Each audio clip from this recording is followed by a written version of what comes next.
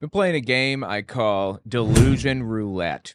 I have a list of all of the clips that I've ever covered on my channel. I'm going to roll dice and randomly pick a number between 1 and like 184 or something, whatever we're down to now. All right, what do we got? We got 131. Looking like April 10th, 2022. All right. What do we got? What was going on in Insanity Land, in Delusion Land that week? Oh my God, it looks like it was about Kirk Cameron. Oh my God, so much Kirk Cameron stuff. I forgot about a lot of these old clips from him. Oh yes, okay, let's talk about him. Couple of really famous moments. Let's start with Kirk Cameron claiming that he's a recovering atheist. This is mid-2000s. I look back and I see how God used a friend who invited me to church, even though I didn't have any interest in God, to hear the message of the gospel at a time when I was thinking about what life was really all about and what happened. So when he's emotionally vulnerable, somebody targets him and ropes him in. Okay, go on. After you die, and how did we get here in the first place? And my questioning led to some answers that sent me into church to reading the Bible, and I became convinced and persuaded that I wanted to be a follower of Jesus Christ. Okay. My pastor very wisely said to me, Kirk, I want you to remember something. You did not find God. He wasn't lost. You were, and he found you. Are you telling me that God doesn't give a shit about me enough to find me? Wow. I appreciate that, God. Thanks for thinking of me. What a complete head. He just left my ass behind. And how many other people did God leave behind? And I said, you know, that's right. And that's important that I remember. But that's not right. That's like a disgusting thing to say. That's the way it works. God finds me. I'm lost. I'm blind. I'm dead in my trespasses and sin. And I need God to open my eyes, open my ears, open my heart, wake me up and bring me to life. What really matters is character and faith. And if I can assist people in drawing closer to God and to their family and getting their faith and their marriage and their parenting where it needs to be, then that gives me hope that I can be part of some solutions in the next generation. Okay, I appreciate that. There's nothing wrong with anything that he just said, effectively. It's just that I know what he's really like, and we're going to talk about some of it. He is a right-wing extremist that hates atheists and gay people and feminists and whatever. He hates those people and those things. And he voted for Trump. He encouraged others to vote for Trump. I mean, he's off his rocker, seriously.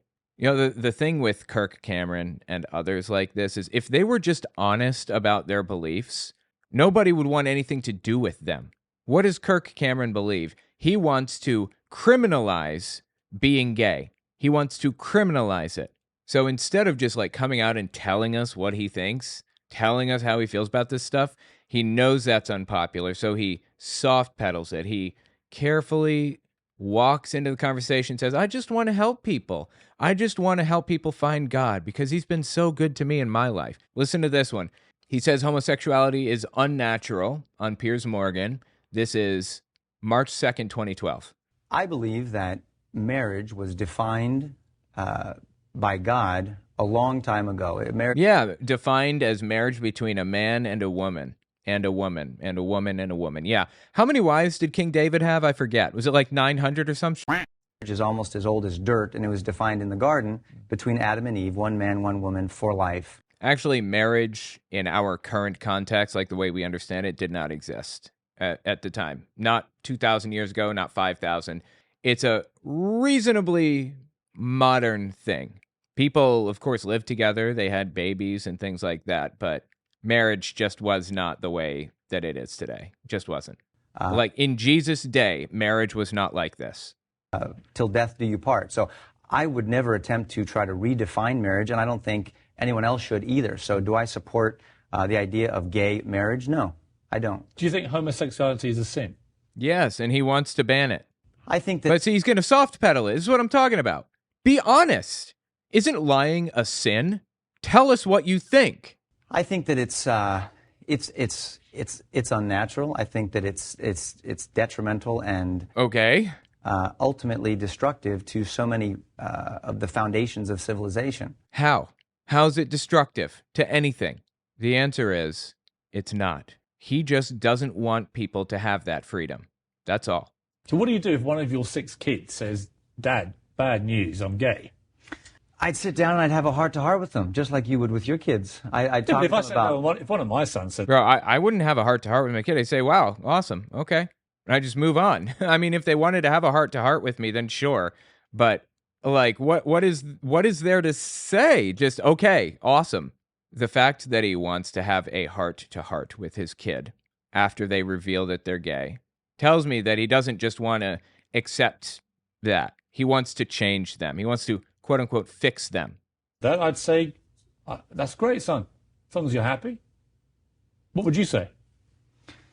Well, I wouldn't say that's great, son, as long as you're happy. I'm going to say, there's all sorts of issues that we need to wrestle through in our life, and just because you Oh, my God. feel one way doesn't mean we should act on everything that we feel. But it's And yet, not only some people would say that telling kids that being gay is a sin or getting married is a sin or whatever, that in itself is incredibly destructive and damaging. In Oh, yeah. a country where 7 states now have legalized it. Yes, but you have to also understand that you yourself are using a standard of morality to say that telling people such and such of a behavior is sinful. You're using a standard of morality to make that statement and say that that is terribly destructive. So There is no objective standard of morality. Morality is subjective, and it's based on the culture that you live in that moment. Imagine a scenario in which you're at a shop, an ice cream store or something, and you're getting an ice cream, and you pay for it, and the person goes to get the ice cream, and they pull it out of the freezer or whatever, and then they drop it on the ground by mistake. Our cultural morality dictates that the person that dropped it is responsible for paying for it, replacing it. Even though the transaction already happened, money has already changed hands. It was your ice cream, not theirs. We expect them to replace it still, because that's part of our morality. The morality espoused in the Bible is contradictory, because it's a book written by dozens of authors across thousands of years that all had different cultures, environments, ideas, beliefs. They were all different from each other. None of them, there is no cohesive moral system in the Bible. So Kirk Cameron can claim this all he wants. It's just not true. Even if there were objective morality in the Bible, you are still making a moral assessment and a moral choice by picking that one. everyone is going to have a standard No, against which they... Listen, I'm not an American. I'm making the point that 7 states in America have now legalized gay marriage. Well, Piers, you're speaking to a man who is a Christian, and I believe that all of us are sinful. I could stand at the top of Yeah, it's a sin, of course. the list and say that I need a savior and I need an overhaul of the heart more than anyone.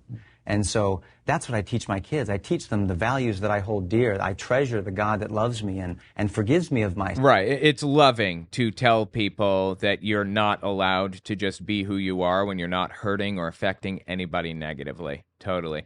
Actually, I did so much research on this, it's crazy. When I wrote my book, Understanding Jehovah's Witnesses, it's on my website, owenmorgan.com. It's on Amazon and Audible. And so is my book, Was Hitler an Atheist? Check those out. But when I researched this subject, what I found was God of the Bible does not hate gay people. He hates bottoms. Dead serious. Well, I don't even think that he hates bottoms. It was just frowned upon. Like, the passive participant in the gay relationship is not masculine, manly enough. That was the complaint. So if you're a top, then you're A-okay. And I would teach that to my children, as well as having a wonderful relationship with them that my wife and I work on every single day. So your value system, my value system, we're all going to pick a standard against which we judge behavior morally. All of our laws, ultimately at their core, are going to be based on a moral... No, they're not. Our laws are not reflective of a moral system, of our underlying moral system. Here's the bottom line with our laws. They are there to protect people's rights. There's one core idea to America, and it's this. Well, there are more than that, obviously, but here's one core idea. You should be able to do whatever you want as long as it's not affecting another person negatively. Your rights end where my rights begin.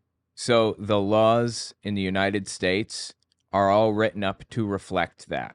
We should be able to do anything as long as it doesn't affect Kirk Cameron. And two gay people getting married doesn't affect him, but he would argue that it does because it's changing culture and it's allowing people to sin or whatever. The bottom line is that Kirk Cameron wants to take people's rights away because he wants to impose his moral system on others. That's the problem here. Evaluation. The only moral evaluation that we're making in law is that people should be able to make their own moral evaluations. That's it. Without being hindered by scumbag nutcases, basically. Anyway, wow, that was an interesting week. Let me know what you think about that in the comments. And let me know if you want to see more of these.